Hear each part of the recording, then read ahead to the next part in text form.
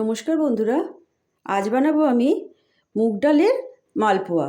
তার জন্য আমি 100 গ্রাম মুগ ডাল একটু গরম জলে, ঈষদুষ্ণ গরম জলে 30 মিনিট ভিজিয়ে রেখেছিলাম। আমার একটু তাড়াতাড়ি আছে বলে 30 মিনিট ভিজিয়ে রেখেছি। আর ঠান্ডা জলে ভেজালে আপনারা 1 ঘন্টা ভিজিয়ে রাখবেন। এখানে 100 গ্রাম মুগ ডাল নিয়েছি, তার জন্য নিয়েছি 80 গ্রাম ময়দা, আর নিয়েছি 60 গ্রাম সুজি, আর সঙ্গে নিয়েছি একটুখানি গুঁড়ো এই মৌরি। এবার আমি এই ডালগুলোকে মিক্সিতে বেটে নিয়ে আসব।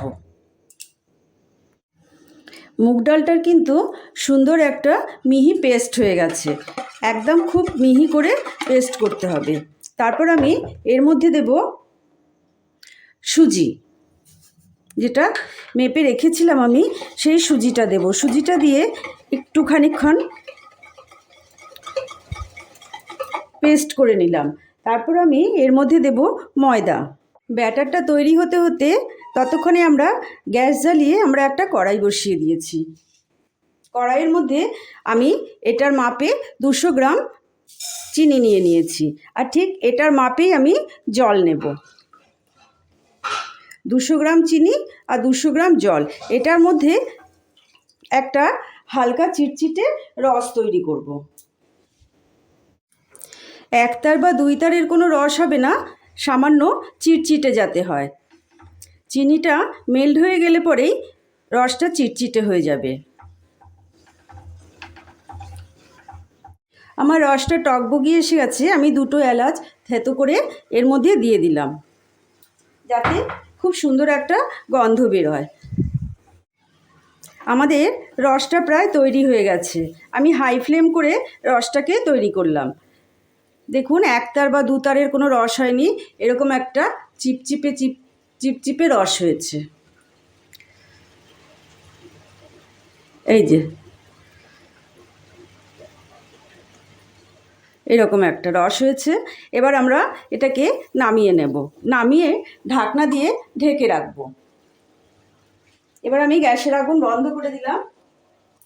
এবার ঢাকনা দিয়ে ঢেকে আমি রেখে দিলাম।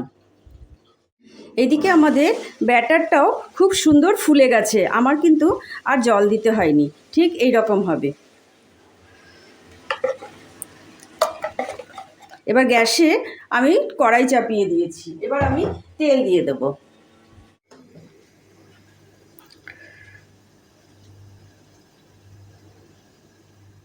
বেশ খানিকটা কিন্তু তেল দিতে হবে।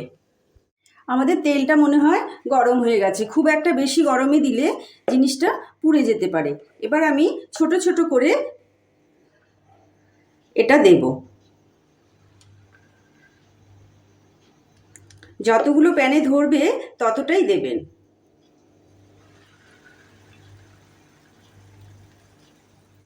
আরও একটু জায়গা ছিল, আমি আরও 2টো দিয়ে দিলাম। গ্যাসের আগুনটা কিন্তু লো টু মিডিয়ামে করে দিয়েছি। এবার দেখুন, এগুলো নিজে থেকেই নড়াচড়া করছে। আর ওপর দিয়ে এইরকম করে তেলগুলো উঠিয়ে দিতে হবে। এরকম করে তেল দিয়ে উঠিয়ে দিলে তবে জিনিসটা আরও ওপর থেকে ফুলে উঠবে। এই যে এরকম করে উঠিয়ে দেবেন। এবার কিন্তু আমি সমস্ত পিঠাগুলোকে উল্টে দিয়েছি। ওপরটা আমাদের অনেকটা লাল লাল হয়ে এসছে। একদম লাল করব না, একটু সোনালি রঙ।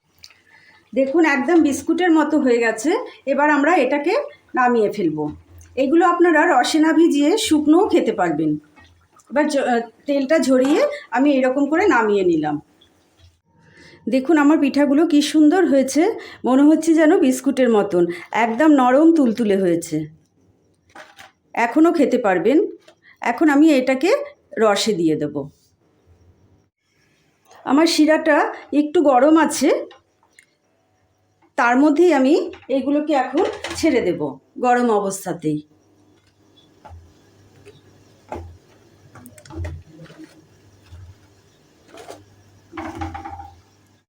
এবার আমি এই যে এতে টকবগি এসে গেছে, এবার আমি এগুলোকে একটু উলট পালট করে দেব। তাহলে আমাদের দুপাশেই রসটা ঢুকবে আর এটাকে এর মধ্যেই রেখে দেব ঢাকনা চাপা দিয়ে, তাহলে আমাদের সারা রাতে রসটা ঢুকে যাবে। 5-6 ঘন্টা রেখে দিলেই হয়ে যাবে।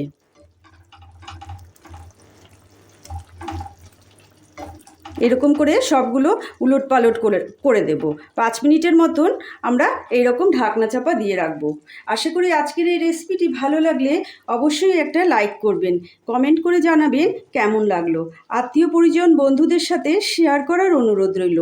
চ্যানেলে নতুন হলে চ্যানেলটিকে সাবস্ক্রাইব করবেন। আমার এই চ্যানেলে নতুন কোনো রেসিপি দিলে নোটিফিকেশান সবার আগে আপনাদের কাছে পৌঁছবে। আপনারা ভালো থাকবেন, সুস্থ থাকবেন। আবার কোনো দিন হাজির হয়ে যাব নতুন কোনো রেসিপি নিয়ে। এটা এখন এরকম করে লো হিটে আমরা খানিকক্ষণ 5 মিনিটের মতন জাল দেব। একটু ঢাকনাটা চাপা দিয়ে দেব। 5 মিনিট পর আমি আবার আপনাদের দেখাচ্ছি। আমি এখন ঢাকনা খুলে এবার আপনাদের দেখাচ্ছি, দেখছি কতটা নরম তুলতুলে হয়েছে।